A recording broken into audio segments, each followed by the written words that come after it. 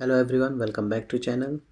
आज के इस वीडियो में मैं मेथड्स ऑफ क्रेडिट कंट्रोल, जो कि आरबीआई का एक टेक्निक है क्रेडिट को कंट्रोल करने का, उसको मैं डिस्कस कर रहा हूँ।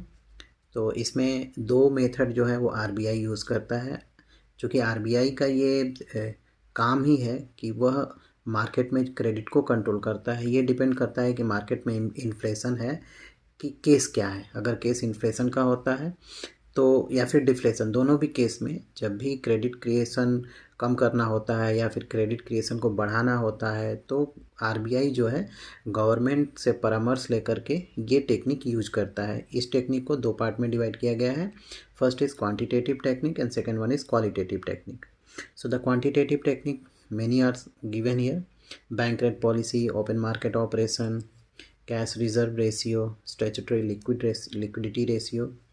And in the quantitative method, margin requirements, credit rationing, moral suasion, and publicity. So students, I will do focus on this qualitative techniques only, and the quantitative technique I will discuss in another video.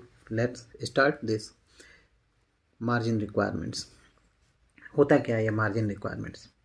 See, commercial banks, every commercial bank have to keep a margin between the amount of loan granted and the market value of the security against which the loan is granted. See, always they are asking for security. If they are granting loan to any business organization or to anyone, they are always asking for security there. तो जब भी वो आप उस security के एक 100% उस security के, मतलब सपोज अगर सिक्योरिटी की वैल्यू अगर 100 रुपीज़ है, तो 100 रुपीज़ लोन ना दे करके उसका 80% लोन बैंक देता है। तो इसको बोलते हैं मार्जिन रिक्वायरमेंट। इसका मतलब होता है कि जितना गैप रखेंगे ना, जितना ज़्यादा गैप रखेंगे उतनी ही कम क्रेडिट क्रिएट होगा, और जितना कम गैप रखेंगे उतना ही ज़्यादा क्रेडिट क्रिएट होगा। ओके, तो एक एग्जांपल यहाँ पे मैं दे रहा हूँ।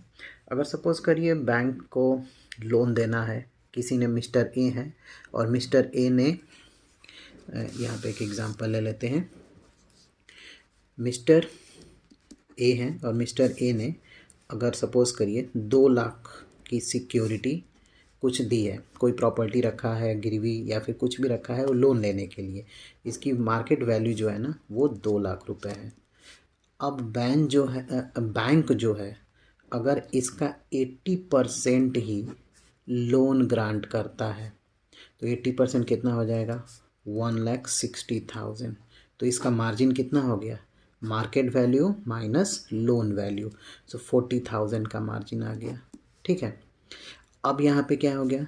ये मार्जिन जितना बढ़ेगा उतना ही लोन का अमाउंट कम होता जाएगा, और ये मार्जिन जितना ही कम होगा लोन का अमाउंट उतना ही ज़्यादा होगा। ठीक है, तो ये डिपेंड करता है कि मार्केट में कंडीशन क्या है। अगर कंडीशन इन्फ्लेशन की होती है तो इन्फ्लेशन में क्या होगा? कम से कम मनी का फ्लो होना चाहिए मार्केट में, तो क्या करेगा यहाँ पे?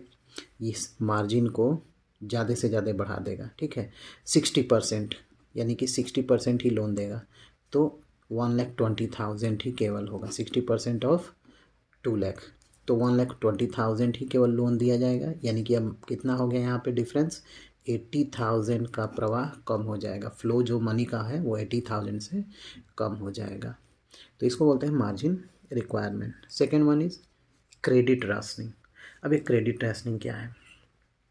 सी, इन दिस टेक्निक ना, that central bank fixes a limit to the credit facilities available to commercial banks. See, it means what? Available credit is rationed among them according to the purpose of credit.